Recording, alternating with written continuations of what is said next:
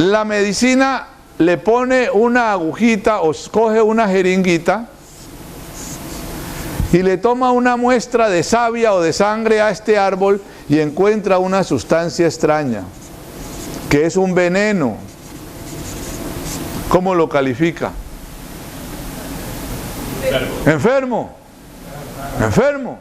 Se le subió el colesterol. Claro. Le apareció no sé cuál u otra enzima. Y resulta, esto es la epidemia, maestro. ¿Vio? Esta es la epidemia. Yo no quiero caer en el error de poner a la célula es cultural, es política, es social, es todo eso. Pero cuando no respetamos estos procesos eco-organizativos reales, le damos una interpretación errónea de con muy buena intención, pero nada iluminada a lo que está ocurriendo. ¿Se dan cuenta? Cuando el árbol no se defiende... Perdón, aquí está, ya se lo paso.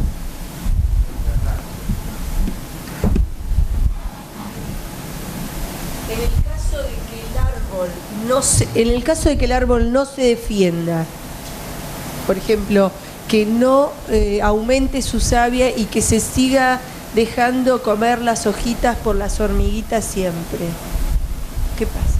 No sé. No sabría responder, no sé. No, pero es una pregunta que vale de pronto para seguir investigando. Pero no sabría.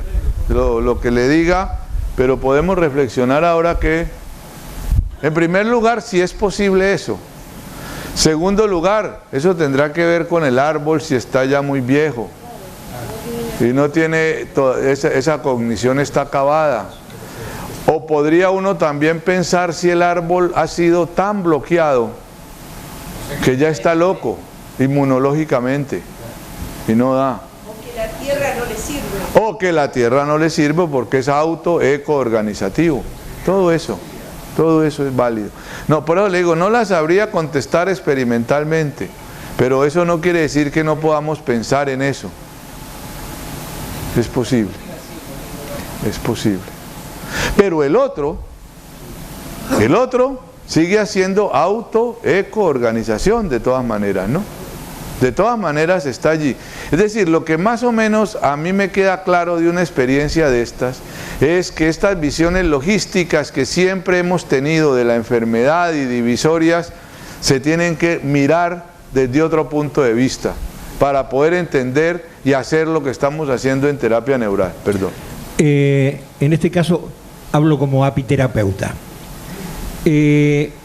¿Por qué la información tiene que ser de planta a planta y no haber intervenido una abeja, un pájaro o algún otro agente pecoreador que le transmita la información de que al aparecer ese veneno le esté dando una información, o que ese veneno lleve una información a la otra planta?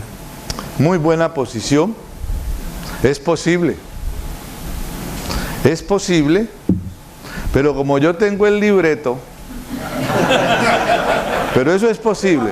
Lo creo absolutamente posible, pero como vamos a ver más adelante, en las células humanas se ha visto que es posible sin ningún intermediario ese tipo de información. Se ha hecho un experimento cultivando neuronas sobre un circuito de neuronas de rata. ¿Perdón? Se ha hecho un experimento cultivando neuronas de rata sobre un circuito de computadora, y lo que ocurrió es que las células, las neuronas, manejaban la computadora. No conozco el experimento, pero es interesante. Sería bueno conocerlo más. Pues podemos conseguir información. Sí. Chévere. Miren, lo que pasa es que esto abre y comienzan a aparecer posibilidades que nunca se han explorado. Y no es que esté hablando de ciencia ficción, ni nada de eso. Estamos hablando de realidades biológicas.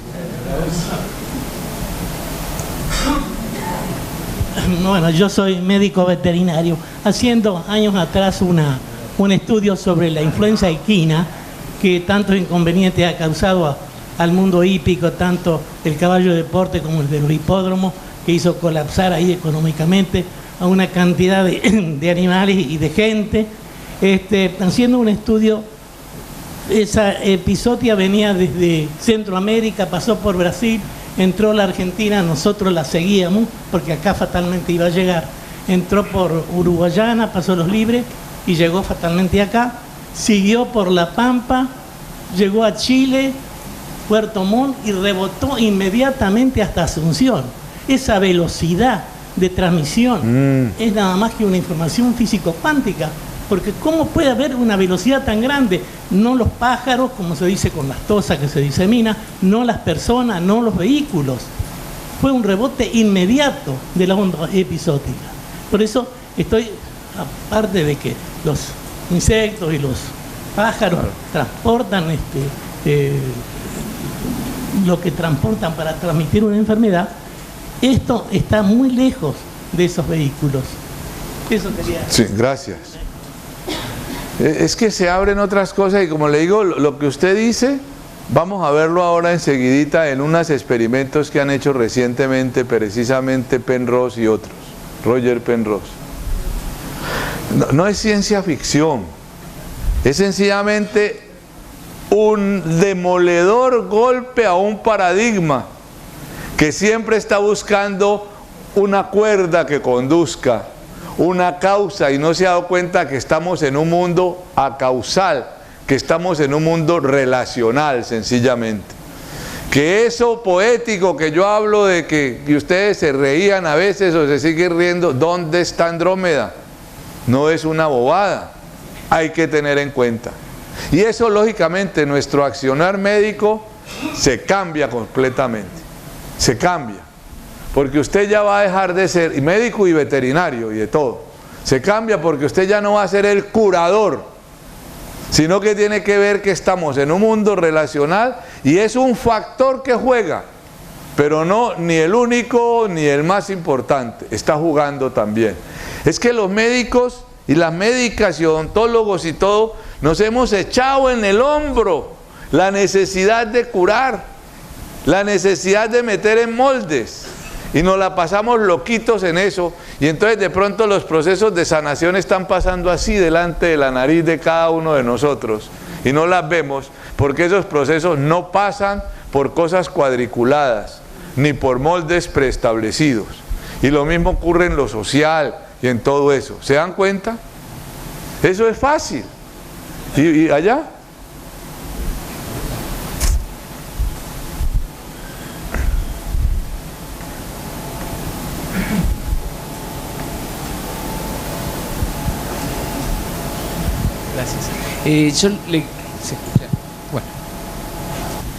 Yo le quería preguntar, porque a mí esto me está rayando cada vez más. Claro. Sí. Yo no sé qué voy a hacer mañana, pero no trabajar y venir acá. No, pero es por volumen, pero dale, que está prendido. Bueno, subir volumen entonces. A ver, ahí se escucha. Bueno, yo me preguntaba, digamos, en la epidemia que está habiendo ahora, si se quiere, por ejemplo, con el HIV, y estoy pensando, habíamos hecho un trabajo muy interesante hace unos años en pacientes neutropénicos, es decir, para los que no son médicos, pacientes con bajas de glóbulos blancos y sobre todo de neutrófilos, digamos, cuando descienden a un valor inferior a 1000 o a 500, son neutropénicos severos y son propensos a infecciones porque su aparato inmunitario se ha caído y el germen toma relevancia y es un agresor brutal para ese individuo. ¿Por qué? Porque su defensa está no funcionando. Entonces uno siempre piensa en esto que la medicina convencional utiliza, el término huésped y agresor. Estoy pensando desde la terapia neural, que es una medicina que implica la singularidad, que implica la individualidad, pero ¿cómo llego a entender que en un alto porcentaje la gente se contagie, por ejemplo, de HIV si tiene relaciones sin los cuidados debidos. Por ejemplo, ese es a manera de ejemplo nomás, sin los cuidados debidos, es decir, debo olvidarme ya del huésped y debo pensar solamente en el agresor. Estoy rompiendo la díada de la problemática. ¿Dónde tengo que pensar? En Andrómeda, ahí se me perdió, se me voló el tornillo, ahí. No, yo pienso que hay que tener en cuenta todo. Andrómeda también, el huésped, la gente, todo. Y preguntar, no tendría pues otra posibilidad. Pero si vos estás rayado, yo estoy 10 veces rayado más que usted. No crea por eso les decía ayer, no crea, hermano, que uno todos los días lo que se hace es preguntas y preguntas y preguntas, pero se permite no buscar respuesta. Es que te voy a decir una cosa, una trampa que no le he dicho aquí y que la misma ortodoxia no se ha dado cuenta. Nosotros tenemos una trampa que es la aguja, hermano, y los pacientes o el intersomos. Es una trampa grandísima para nosotros, porque todo esto que estos pobres tipos se han mamado, imagínense lo que se mamó ese Tom Hook y yo no sé qué haciendo esto, nosotros lo vemos todos los días. Es que es una trampa. Y a mí para lo que me ha servido esto de los nuevos paradigmas es para poder ver otras cosas. Porque hay mucha gente que hace terapia neural pero sigue una hueva por la vida pensando que cura con la aguja y haciendo pues el escándalo. Pero cuando uno de verdad agarra esta concepción, se permite el asombro. De modo que te digo que yo estoy más rayado que vos, fresco. Lo bueno es que te permitas el ser rayado. Eso es lo importante, hermano. Eso es. Y tener la aguja, el intersomos y la pregunta para el otro. Y el asombro, que ojalá no se te pierda esto nunca. Porque yo entiendo el rayado es como el asombrarme a ver esta joda. ¿Por dónde la cojo, pues? Y no, que eso no se pierda en nosotros, en ninguno de nosotros ni de nosotras. Porque es el asombro, es el respeto a la vida. Es el milagro. El milagro no que llegan 10.000 vírgenes aquí, u 8.000 santos, o 29.000 extraterrestres. No, es el milagro que te está retando la razón todos los días. Y te está diciendo, pelotudo, la vida va más allá, pero vos sos parte de la vida. Lo bonito es eso, que uno ve resurgir la vida, pero no fuera de uno, porque uno también es parte de la vida. Entonces uno siente ese resurgir, que le permite a uno vivir. Eso es, hermano. Chévere eso. Pero siga rayado. Un día estos nos juntaremos y veremos quién está más rayado que el otro.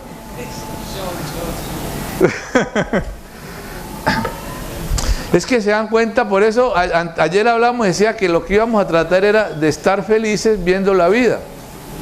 No, lo que pasa es que claro, eso al comienzo uno no lo entiende. Y ahora tampoco. ¿Ah? ¿Quién? Ole, cuando te repongas, vas a leer la entrevista que le hicieron a Peter Jusberg. ¿A quién?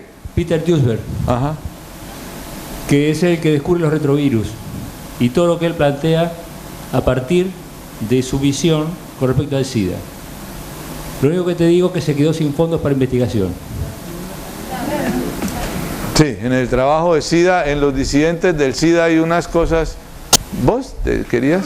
Sí, quise ir un poco tarde. Por ahí vine un poco tarde porque me fui en el momento de los árboles.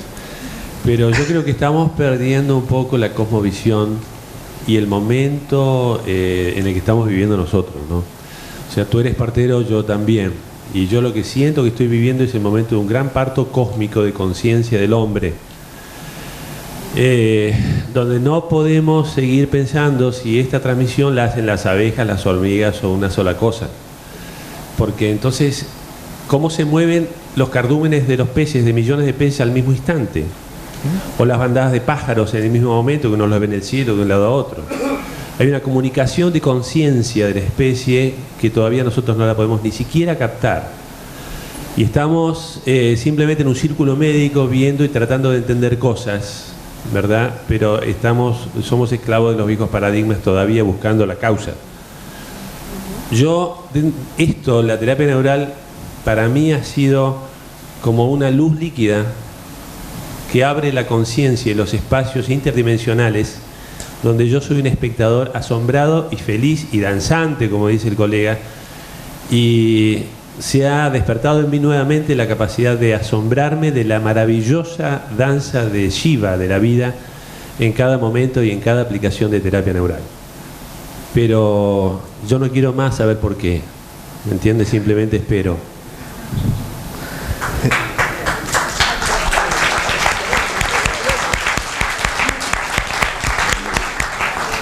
Eso es cierto, hermano. Es que esa búsqueda del por qué, para qué y cómo, que es el paradigma, nos tiene jodidos. Que era lo que a veces seguramente alguno o algunas de ustedes esperaba ayer, ¿no? ¿Cómo se hace la terapia neural? ¿Dónde se aplica? ¿Para qué sirve? Y estaríamos anotando igual de imbéciles o más imbéciles que antes. Pero es que eso es bonito porque es a lo que estamos. Yo lo veo así también, ¿no? Estamos... A mí me parece rico vivir en este mundo de mierda. Sí, en este mundo de crisis me parece rico. Sí, no más. Y no comer mucho. No, pero es rico porque estamos viviendo un cambio, eso. A mí me parece delicioso. Delicioso, y lo que te digo. Y nosotros tenemos esa ventaja de tener una agujita y de tener un intersomos y ver todo ese milagro todos los días. Por eso yo les decía ayer que yo siempre digo, pobrecitos los médicos y las médicas, que le han mandado ese milagro, y por eso les digo que Dios les da una patadita y dice, médico, volverás a hacer hasta que aprendas a ver lo que está ocurriendo y pasando frente a tus ojos. Entonces, en vez de averiguar el por qué, está uno ahí con el asombro. Ahora, yo diría una cosita para no quedar tan mal yo delante de ustedes, ¿no? Diría una cosita. Y es como yo veo parte de mi vida. ¿Para qué utilizo esto? Para poder hablar con ustedes. No más. Este es un vehículo para hablar con ustedes. Porque si ayer comenzamos la charla y les digo, la terapia neural es el despertar cósmico y lo están viviendo y háganla, chao, chao. Dicen, mierda, ¿y este tonto qué dijo? ¿No? Dice, ¿cómo hago para hacer ese camino?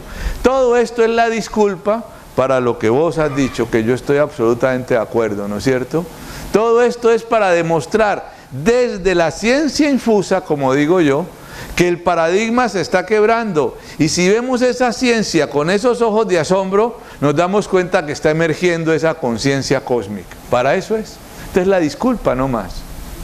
Yo les voy a decir una cosa. Yo inicialmente hace unos años, y Rubén y Damián todavía, yo y saben otros compañeros, yo enseñaba terapia neural en mi consulta y allá el médico estaba 6 meses.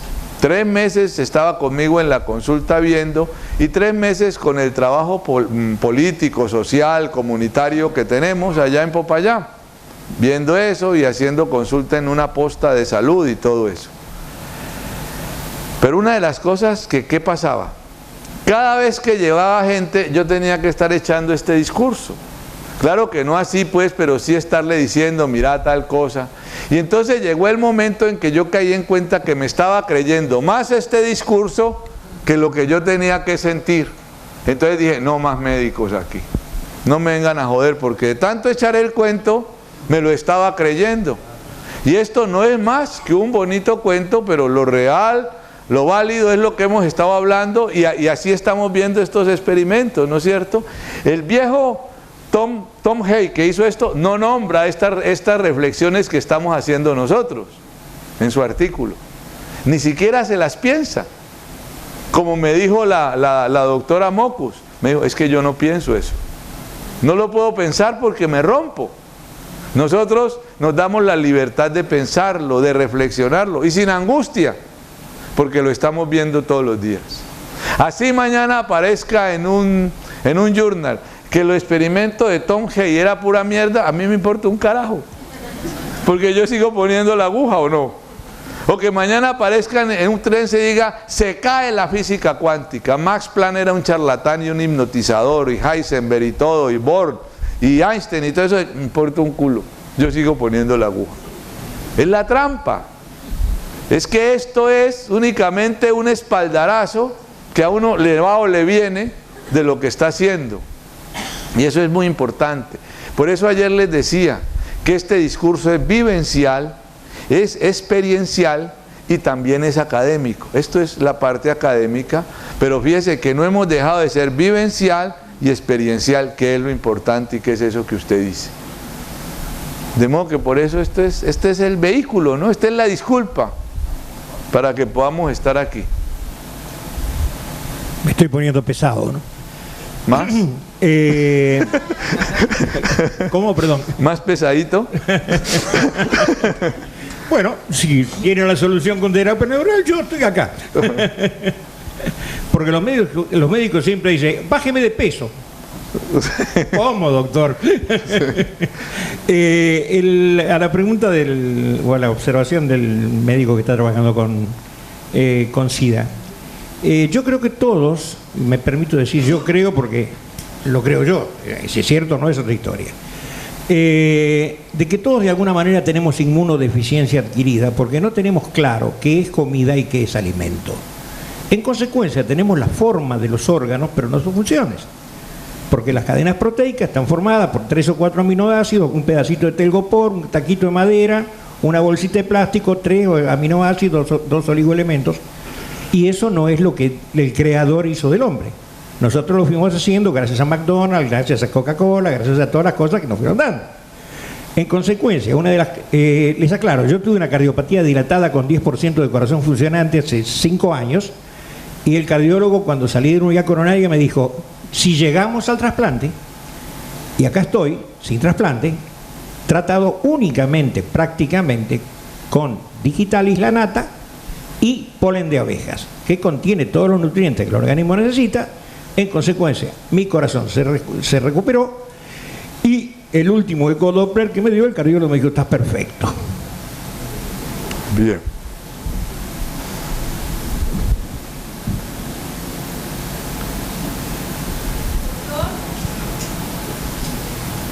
¿Perdón?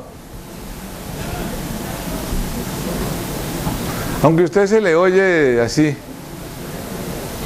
sé si es conveniente, pero me surge que usted cuente la experiencia, hablando de conspiraciones cósmicas, la experiencia que tuvimos en Barcelona, en San Lucas. ¿Usted estaba allá?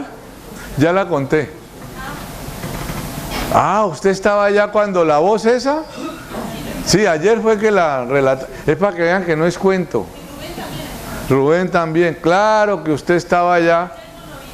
No, ayer conté exactamente eso, pero me parece interesante que usted, porque no, a veces uno cuenta eso y eso pasa, pero eso fue verdad, eso fue cierto, eso fue impresionante. ¿Lo puedes volver a contar? Porque yo no estaba. Ah, no, eso sí, ya no. Eso ya.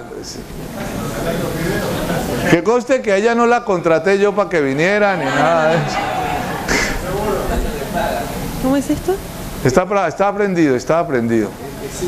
Bueno, no, anda. ¿Ahí? ¿Escuchan? Estaba prendido, pero...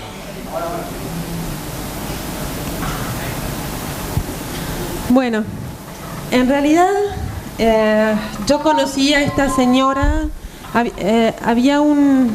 ¿Cómo se llama el médico español? Fernando Rivera. Fernando Rivera estaba acompañado de su asistente, no médica. Yo no sabía bien lo que después supe. Bueno, a ver. En un momento de un intervalo, yo conocí a ella con Fernando y el doctor Payán viendo un paciente. Mejor dicho, me introduje entre medio de la consulta, y la consulta fue muy reveladora o muy fuerte, porque el doctor Julio César hizo una sesión de procaína a un paciente, mientras que ella mostraba cómo esa procaína se conducía dentro del cuerpo de ese paciente. Ella tenía capacidades de visión de lo que nosotros no podemos ver, ¿no? Por un lado. Pero también, después eso se hizo en grupo, con un paciente, con una paciente con una parálisis. También yo me enteré en esa consulta que ella tenía capacidades de canalizar lo que se llama, bueno, información o espíritus, no sé. Capacidad de medium. Me enteré ahí que ella tenía problemas de garganta, estaba teniendo problemas de disfonía y molestias, mucha molestia en la garganta, y ella le pedía al doctor que le hiciera terapia neural. Porque quería decir cosas, pero no se animaba dentro de todo el grupo. El doctor le hizo la terapia neural y en la anteúltima entrevista, en la anteúltima exposición del doctor, antes de que terminara el seminario o el congreso, mientras hablaba el doctor Payán, ella desde atrás, estaba sentada atrás, levanta la mano y bueno, el doctor le da la voz para decir lo que tenía que decir. Yo estaba sentada adelante y de repente se siente una voz masculina, metálica, diciendo en frases, en realidad no sé cuántas frases habrán sido, pero fue corto, no fue tan corto, pero fue toda la síntesis de todo el congreso de terapia neural ahí en Barcelona. Bueno, fue fuerte, provocó algunos disturbios en algunas médicas. Al mismo momento se pusieron a llorar. Sí, cuando yo pasaba la noche por ahí, porque estábamos ahí en el Sant Cugat. En Sant Cugat, que es un monasterio. Me da un poco de miedo entrar. ¿Vieron? Es que yo lo eché parecido, sí, casi igual. Ella dijo algo así como: la terapia neural actúa a través del sistema nervioso, a través de los cristales de procaína, ¿te acordás? Sí. Produciendo cambios que hacen trascender, que permiten que se trascienda. Pero era una voz como... Yo la dije ayer así, metálica. Metálica y como de... y muy constante, no tenía mucha... no tenía... Sí. monocordes y no tenía emoción, era tac, tac, tac, tac, tac, tac, tac. Como de autoridad. La terapia neural. De ultratumba. Y bueno, de autoridad. Nadie dudó de dónde venía eso, ¿no? Pero... sí. dio un poco de lo que se llama acá chuchi, o puichi. Yo no me acordaba, pero bien, porque afortunadamente, es que la gente cree que yo soy mentiroso. No, pero es que pasa en un mundo, no es sino aprender a ver, no es sino aprender a relacionar. ¿Ah? Es muy interesante, realmente es aprender a relacionar todas estas cosas, ¿no? Por eso les digo que miren esto. Ahora, a raíz de eso, era lo que les decía ayer, comenzamos a pensar mucho en lo de los cristales y todo eso, de lo que hablaremos un poco más adelante. Pero bien, no, eso es sobao, eso es de decirle a uno: no seas pendejo, despertá que te están velando, como dice la salsa, ¿no? Espabilate que te están velando, dicen.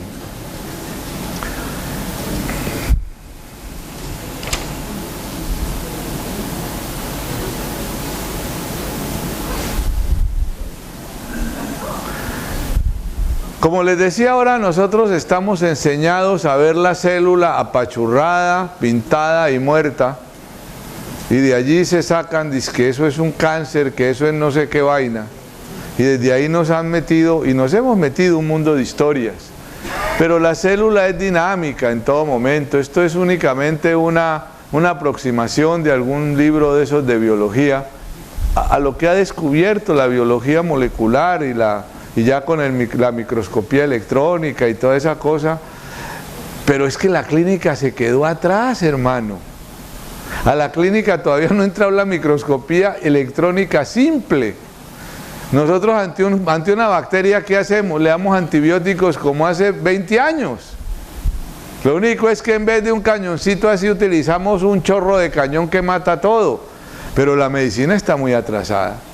A mí me da mucha pena, pero la medicina no resiste un examen científico desde ella misma, porque se quedó. ¿Quiénes enseñan a los médicos a lo que hacen todos los días, que es recetar? ¿Quiénes les enseñan? Los laboratorios.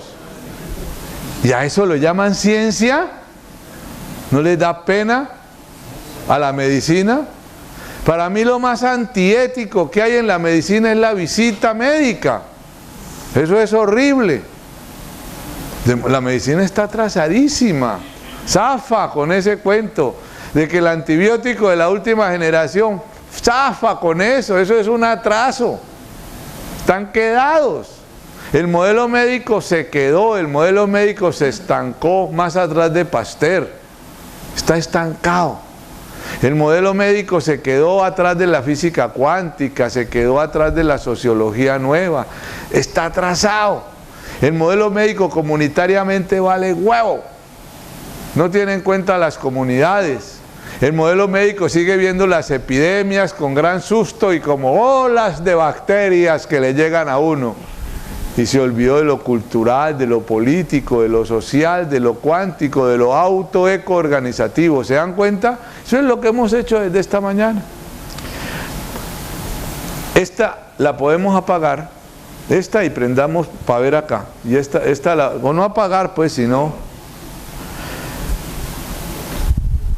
Quiero echar un cuento aquí. Y pónganme atención al cuentico para que mañana lo recordemos, porque esto es lo de mañana, en parte.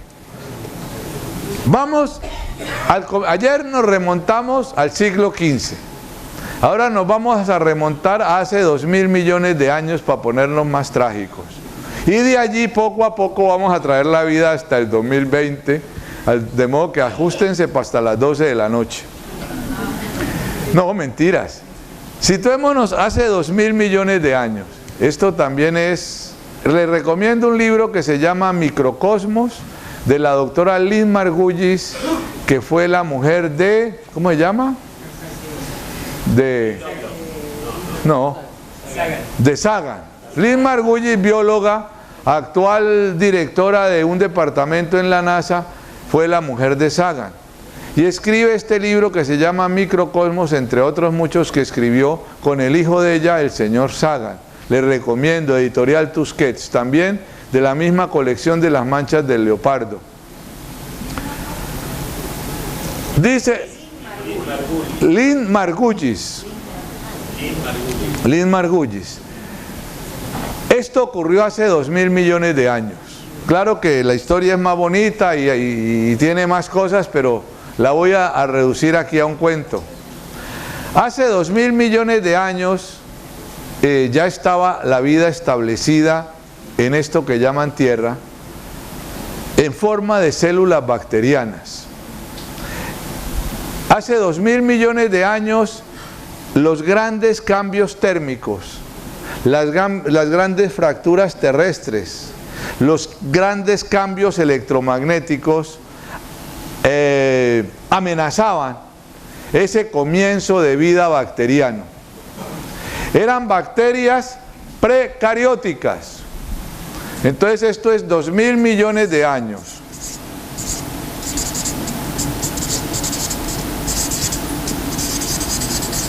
Eran bacterias precarióticas, es decir, que no tenían núcleo. Su material estaba regado dentro del citoplasma. Lógicamente en los cursos y todo, nosotros vemos esto hacia atrás porque eso hace parte de la terapia neural o de la visión sistémico complejo de un universo que comenzó hace 18.000 millones de años. Pero hace 2000 millones de años esto era. Pero entonces había una gran amenaza. Amenazas. El clima, los cambios electromagnéticos. Aquí voy a pintar otra así. Y una muy importante, fuera de eso, estas células eran anaeróbicas. Respiraban principalmente hidrógeno. Eran anaeróbicas. Entonces eran anaeróbicas y estaban sometidas a los grandes cambios que he demostrado. De un momento a otro, por el proceso de las algas verdeazuladas y por otros procesos de oxidación, etcétera, la atmósfera se comienza a contaminar. Contaminar. ¿Y saben de qué se contaminó? De oxígeno. Hubo una contaminación de oxígeno que amenazaba a todas estas formas vivientes que eran anaeróbicas, nada menos. Es de las contaminaciones más grandes que se han dado en la historia del universo. Del 0,1% de oxígeno, la contaminación de oxígeno surgió al 21%. Imagínense la contaminación esa. Más que la de Buenos Aires, más que la de México, más que la de Bogotá. Aquí está contaminado. ¿Qué va? Hace 2.000 millones de años, en donde no existían los argentinos, ni los mexicanos, ni nadie, la naturaleza se contaminó a 21%. Imagínense lo que es la amenaza de esto para la vida. Una contaminación de oxígeno del 21%. Me gusta hacer aquí un pequeño ejercicio.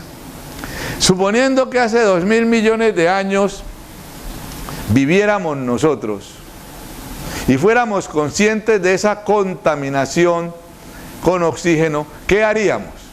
¿Qué se les ocurre que se desataría? ¿Ah?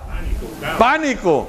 El Clarín de Buenos Aires todos los días aumenta la contaminación de oxígeno. ¿Qué haríamos nosotros? Caos. ¿Pero qué haríamos para ese caos? Sociedad de amigos del hidrógeno. Camisetas que dijeran I love hidrógeno. Y aquí atrás yo odio el oxígeno. ¿Sí o no? Talleres especializados para hacer cosas para uno andar con hidrógeno. Impuesto al que consuma oxígeno fumándose un cigarrillo. Prohibido lesionar el oxígeno. Todos saldríamos a eso. Grandes manifestaciones defendiendo el oxígeno, ¿sí o no? Defendiendo el hidrógeno, ¿sí o no? Me imagino todo eso. ¿Qué hizo la vida? Afortunadamente no estábamos. La vida hace, esto es ciencia pues, hace un proceso de simbiosis o endosimbiosis. Estas dos células anaeróbicas, precarióticas, chupadoras de hidrógeno, una se involucra dentro de la otra. Allí sí sería, si estuviéramos nosotros, el desastre. Este mundo como está y vos comiéndote a la otra, le diríamos. Comiéndose entre hermanas. Una se involucra, hace endosimbiosis, se involucra. Una, yo diría, y lo vamos a ver mañana en el dibujito, abraza a la otra prácticamente. Se unen en un abrazo cósmico, en un abrazo vital, en un abrazo de hace 2.000 millones de años. Y de ellas dos emerge, es que esto es bonito porque es lo que estamos diciendo, de estas dos emerge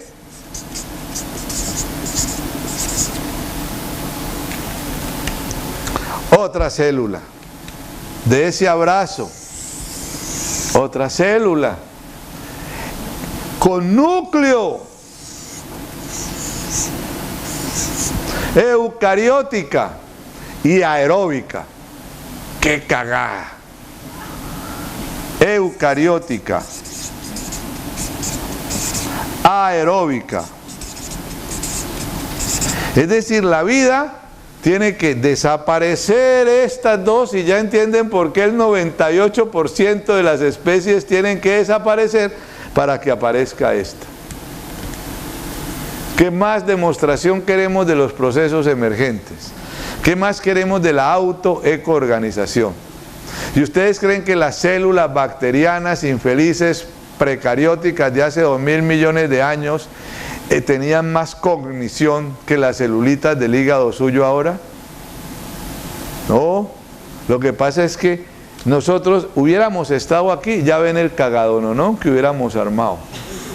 Epidemia, como el que estamos hablando con el cuento del ultravioleta y de la capa de ozono, igualito, igualito, la vida está jugando. Lo que pasa es que con nuestro antropocentrismo, no solo creemos que si no cantamos como gallos no sale el sol, sino que creemos que nosotros somos los defensores de la vida. Por antropocentristas estamos chupando mierda. Y los médicos y la medicina, peor. No solo se volvió la guardiana de la vida, sino la encasilladora de la vida en modelos establecidos por ella misma. ¿Se dan cuenta de por qué es todo este historial? Entonces sale una eucariótica aeróbica. Impresionante eso. Desaparece especies enteras y surge esto. Y de paso, con esto de eucariótica y aeróbica solucionó las amenazas. Porque con las amenazas estas se dividían, pero como se dividían igualitas, las amenazas las jodían. En cambio, con esta surge la diversidad, ya con el proceso del genoma y todo lo demás en el núcleo. Entonces, además de eucarióticas aeróbicas, surge el sexo, la diversidad. Por eso, si ustedes me perdonan el chiste grosero, pero si ustedes ven una chica muy linda o un chico muy lindo en la calle y quieren ir a un hotel o algo con él, no le digan eso de que vamos a hacer el amor o no sé qué. Digan, vamos a diversificarnos y hacer lo que nuestras abuelas células hicieron hace 2000 millones de años. Entonces así suena más bonito, más romántico y más científico, que es una cosa muy importante. ¿Se dan cuenta de todo este proceso que se da? Este proceso hay que respetarlo. Y se sigue dando. Según la, es decir, entonces aquí, y mañana lo veremos más macizo para que nos recordemos, pero este es el pie para comenzar. Y una de estas permanece dentro de la otra en forma de mitocondria, nada menos. La mitocondria es bacteriana. DNA bacteriano, membrana bacteriana, fosfolípidos bacterianos, proteínas bacterianas, intercambio electrónico de membrana bacteriano. O sea que esta es una bacteria. Por eso yo digo que el organismo no es ni siquiera que llame la bacteria para que le catalice la reacción, la produce. Él mismo es capaz, en mi teoría, pero que la tiene Kikuo Chichima. Por eso me gustó tanto Kikuo Chichima, porque él comienza a plantear eso en el 70. Claro que nadie le hizo caso, pero comienza a plantear, él no la plantea desde aquí, sino desde la sangre, desde los eritrocitos del batracio, pero más o menos coincide la cosa con lo que se está hablando. ¿Se dan cuenta de cómo es esto de sobao? Te paso el micrófono, hermano. Fresco. Sí, está prendido. Lo gracioso es que la célula respira por la mitocondria. O sea, todo el proceso químico de respiración celular es por la mitocondria. Claro, es que la mitocondria es precisamente lo que la salvó del oxígeno. Claro, la salvó del oxígeno, eso es. Eso es. Sí. Y eso es ciencia infusa. Eso es puro. Ahora, lo que pasa es que la Margulis se llevó sus años de mostrar esto, y esto ya está aceptado. Nosotros con una agujita bien puesta vemos esa auto-eco-regulación todos los días. Eso es lo importante de la vaina. ¿Cómo?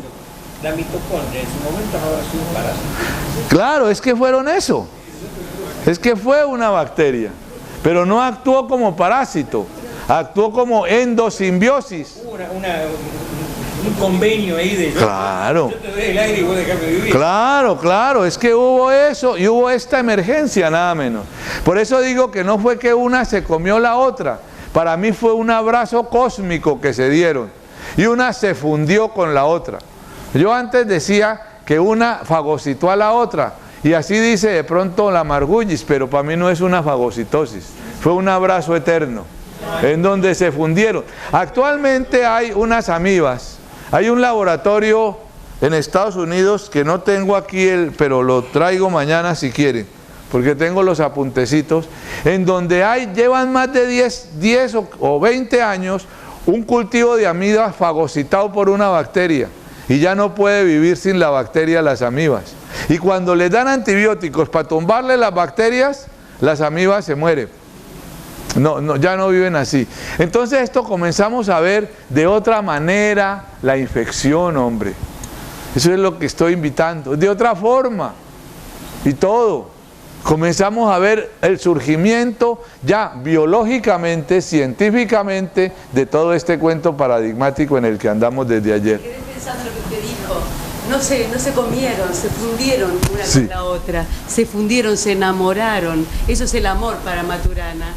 Sí, claro, correcto, ese es el amor, es eso, no es te manipulo, sí. O sea, como decía Borges, no era Borges, se me olvida, no es 1 más 1, 2, 1 más 1, otro, eso es, y ya entendemos la poesía, y por eso ustedes ven que yo decía que había que pasar del método científico a la metáfora, eso es lindo. Eso es otra cosa, ¿no? Eso no es contra las bacterias. Yo digo, si alguna lucha, y ahora lo comentaba con alguien, para mí, tiene cagada la medicina de su lucha contra las bacterias y contra la muerte. Eso es como dedicarle la guerra o crearle la guerra al terrorismo.